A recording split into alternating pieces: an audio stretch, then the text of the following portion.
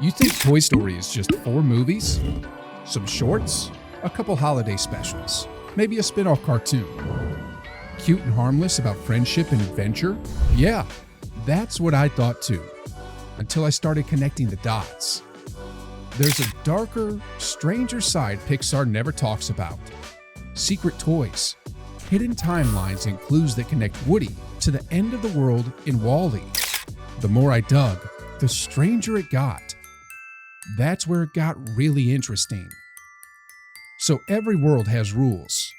For us humans, it's like, don't litter or don't eat sushi from a gas station. For toys, it's one sacred commandment. Never, ever, ever move when a human is watching. Andy's coming, everybody! Back to your places! Hurry! Get to your place! Get to your place! Where's my ear? Who's seen my ear? Did you see my ear? Out of my way! Here I come! They never explain it. No toy court scene where Barbie in a robe bangs a gavel and says, "Motion to freeze granted." But somehow, every toy knows. You pop out of the factory, get that first inhale of oxygen through your plastic nostrils, and boom, you're already a law-abiding citizen of the still life nation. Now, the normal explanation would be, so kids keep believing in the magic of toys. Cute, right? Except, there's a problem. The toys can move in front of humans. We've seen it. We have video evidence.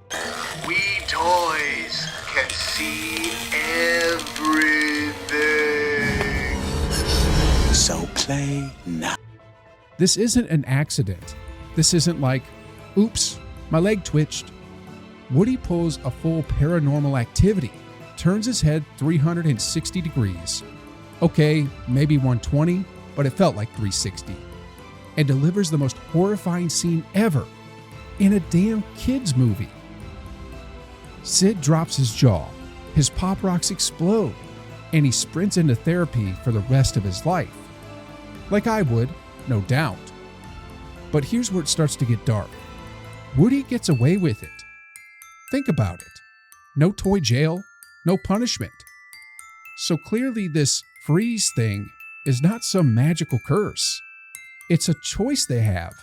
A voluntary, society-wide agreement.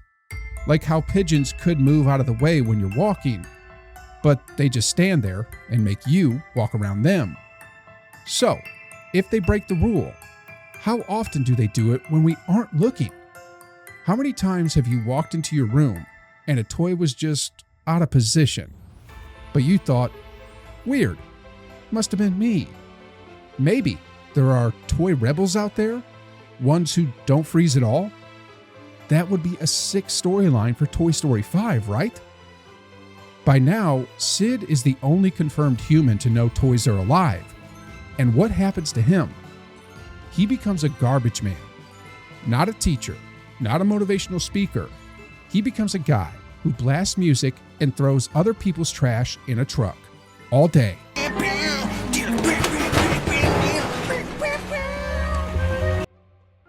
Either because no one believed him, or because deep down, Sid knows some truths are too dangerous to share in the real world. That's where I wonder, what's so special about Sid's case that made it worth risking the Toy Story secret? Well, I'll come back to that, because the answer might have nothing to do with Sid, and everything to do with Woody himself. But first, it's worth asking, why does any of this matter so much? Well, if you start looking closely, you realize that the Toy Story world isn't just colorful and wholesome. It can get pretty dark where most people stop watching. Let's first start with this one. Toys can feel pain. We see it in Toy Story 1.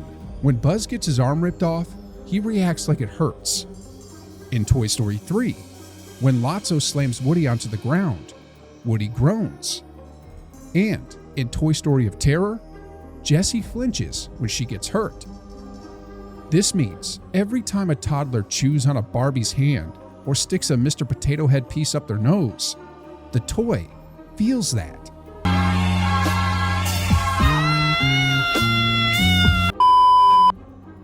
So, okay, Living toys feel pain. But you know what I wonder? Pixar has never really explained why some are alive and others aren't. So let's piece together the movies, shorts, and all the little background weirdness. First clue. Toys become alive the moment they're played with, or are becoming a toy. Forky actually proves this theory. He's literally a spork in trash until Bonnie says, "You're my toy." And boom, instant consciousness. Which suggests toys aren't born alive. They're activated by humans. Pretty sick. Second clue. Not every toy-ish object is alive. In Andy's room, we see toy props, blocks, furniture, even a toy barn that never speaks or moves, right? Which means either they're not alive or they're alive but permanently paralyzed. And honestly, that's worse if you ask me. Third clue. Size doesn't matter. The mutant toys in Sid's room have a consciousness and feelings, even when they are missing huge parts of their bodies. In Small Fry, fast food toys the size of keychains are fully alive. Even though I have been thrown away, I am not garbage. So I guess it's not really about complexity after all? This leads to the creepy part. If the only requirement is that a human see something as a toy, a snowman built in the yard could be silently screaming inside its frozen head all week long. Ah! Ah! I loved building snowmans, you know? My poor snowmans. Now I feel bad. And besides that, another thing about Forky, he is living proof that consciousness and feelings aren't about being built as a toy in the first place. It's actually about being treated as a toy by a child. Bonnie makes him from trash, and the moment she decides he's her toy, he comes alive as we know it. But this opens up Pandora's box of questions. Could you make a living toy out of literally anything? A brick? A sock? A freaking human tooth? Okay, that one's horrifying, but you get the point. This also means anything Bonnie throws away after it becomes alive is basically toy murder. And Forky tries to throw himself away because he doesn't want to exist. Okay, enough about the living toys. Back to Freeze theory. So yeah, why would Woody risk the entire toy code just for Sid? Well, maybe because Woody isn't just any toy. See, the Woody you know, friendly cowboy leader, heart of gold, bit of a jealous streak. Well, that's not how Pixar first wrote him. In early drafts of Toy Story, Woody was a real dick. Not like, oh, he's a little grumpy before his morning coffee grumpy. Not even Mr. Potato Head level grumpy, since I know there are a lot of people hating him. No, he was this full-blown sociopath in a cowboy hat. A manipulative and angry dummy who bullied the other toys. Imagine some Lotso from Toy Story 3, but with Andy's name on his boot. But Woody wasn't just a personality problem. He actually looked horrifying too. A real ventriloquist dummy. Slender limbs, dead blinking eyes, and even a sinister smile. Built for nightmare fuel. He was the kind of toy you'd find in an abandoned attic, whispering your name at 3 a.m. And I'm not even kidding, guys. This was the original sheriff of Andy's room. He was so unlikable that even Pixar's executives hated him. So, they eventually softened him up, swapped the nightmare doll body for a cloth and stitch cowboy, and gave him Tom Hanks' voice to make him likable. And damn, they did a good job. They did keep part of his backstory though. Woody is actually from a 1950s black and white TV show called Woody's Roundup. That means, canonically, he's at least 40 years old by the time Andy gets him. 40 years old, still in this condition, with even no evidence he's ever been mass-produced. Oh, and by Toy Story 2, we find out he's such a rare collectible that a grown man is willing to commit international toy smuggling to get him to Japan. Woody is just that guy. So this means one of three things. 1. Andy's mom scored Woody at the garage sale of the century. 2. Woody is the last surviving toy of his kind. 3. He was never mass-produced. He's a prototype. Maybe even handmade. And if Woody is one of a kind, that would explain why he acts differently from other toys. Why is he the only one willing to break the "don't move" rule? Why he takes his leadership role so seriously? Because he's not just fighting for Andy's room. He's protecting the entire species from exposure. I know, guys, it's that serious for him. You know why? Well, hold your thought. Because Woody's mysterious origin also ties into another mystery: Andy's missing dad. And yeah, this is where Toy Story lore goes full Reddit conspiracy thread. But first, the immortal toy question. One of the strangest things running through Toy Story is that toys don't seem to die. At least, not from age. They can be destroyed, melted, blown up, or thrown into an incinerator. But if they are left alone, they just keep going. We've seen toys in Toy Story of Terror that have been lost for years, still fully aware of everything around them. Even Bo Peep in Lamp Life survives multiple owners. So, if toys can survive decades, they could survive centuries? This means that if we are gone, even if humanity is gone, the toys will still be here, just lying in piles of garbage, awake, waiting, forever. Man, that creeps me out if I think too long about it. My car haulers just lying there, waiting for me to come back after 1,000 years. And by the way, the ocean? Remember that Rex said that toys can function in water? That means the bottom of the sea is probably littered with still living toys. A whole sunken civilization of Happy Meal prizes, all just staring into the dark. Maybe that's our Atlantis. And if you also think about Forky's existence, proving you can make a new toy out of trash, plus that the Toy Story world could keep creating new life after humans are gone. Does this mean that in some future, the last intelligent beings on Earth might not be robots, but a colony of sporks and rubber duckies worshipping the legend of the one called Woody? Epic, guys. Now back to Woody, Sid, and Andy's missing dad. Still remember?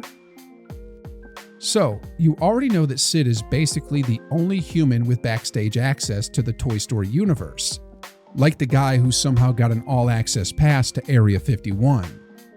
He's not just like, "Oh wow, my wind-up frog just moved a little." He got the full exorcist treatment from Woody, like we know.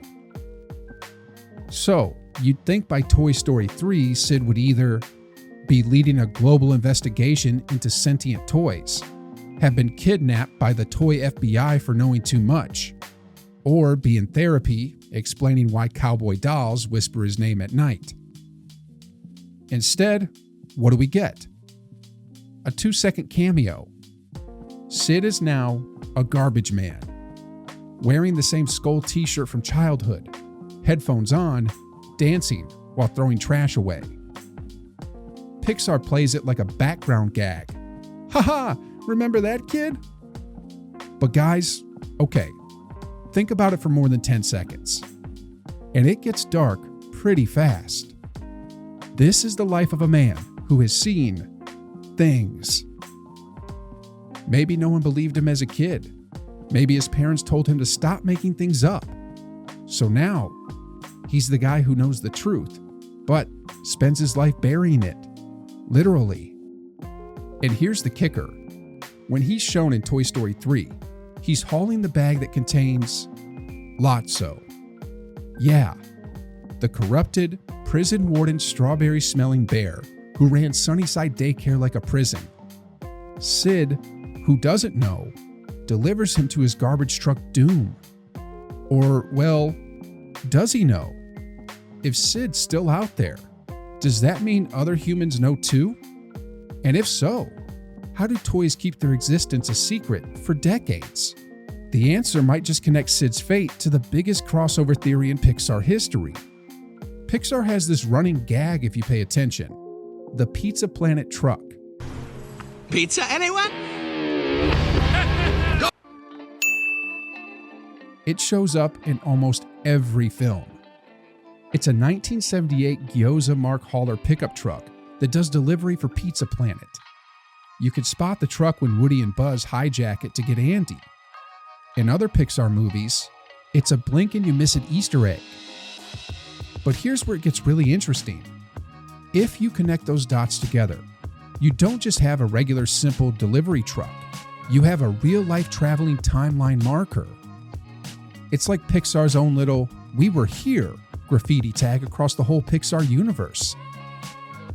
And this leads straight to this Pixar theory. The idea that all Pixar movies take place in the same universe, just at different points in time. Which means Toy Story isn't just a standalone series. It's the start of a much, much bigger story. Here's how the dominoes fall. In the Toy Story era, toys are alive and well, but they keep it on the down low. No walking and no talking when the humans are looking. Jump ahead to WALL-E, where humans have bailed on Earth, leaving behind mountains of trash, including almost billions of still living toys, just lying there, staring at the sky for the next 700 years at least. Fast forward to centuries after that, in Monsters, Inc., where the monsters have discovered a new power energy source, children's laughter, which sounds suspiciously like how toys get their life juice from kids playing with them. So think about it. If toys can survive for decades, Woody being at least 40 years old proves that. They could easily outlive the human race entirely. Imagine WALL-E rolling through piles of trash that are just lying there, waiting, watching. And this is where Sid being a garbage man becomes more interesting. He's literally working in the same kind of job that, hundreds of years later, will end up burying the toys we see in the WALL-E era. Without knowing it, Sid could be starting the journey that makes those toys some of the very last pieces of human history left on Earth. But before we drift too far into the future, we still have one mystery left. Woody's strange, possibly one-of-a-kind existence, and how it ties to Andy's missing dad.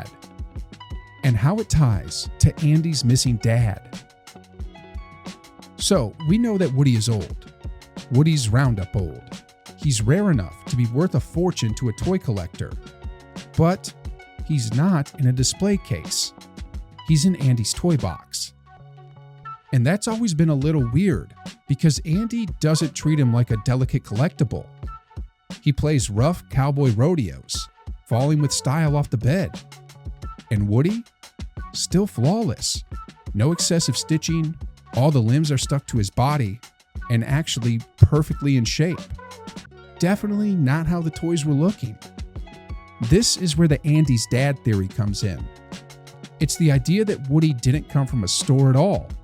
He belonged to Andy's father when he was a kid and was passed down. Which means Woody might have been Andy's dad's favorite toy, the way Andy feels about him now. But here's the extra twist. Woody might never have been sold to the public. In Toy Story 2, Al loses his mind when he realizes Woody has never been opened and is in untouched condition. He talks like Woody is a legend. That's because Woody might be a prototype from before Woody's Roundup toys hit shelves. Maybe a promotional piece made for the TV show, or a limited run so small that no others survive. If that's true, well, that means that Woody isn't just one of a kind in Andy's room. He's one of a kind in the world. His bossy leadership, his rule breaking, remember the Sid incident, and his obsession with keeping the toy world secret could all be because he knows there is no backup Woody. And losing Andy? That wouldn't just mean losing a kid. It'd mean losing his only reason that he exists. So, if Andy's dad did own him, that means the bond between Woody and Andy goes deeper than just, this is my favorite toy. It's actually a family heirloom with decades of shared history. 2 generations worth of imagination, adventures, and memories. Imagine just owning that one thing your parents left behind, the last piece that keeps their memory alive.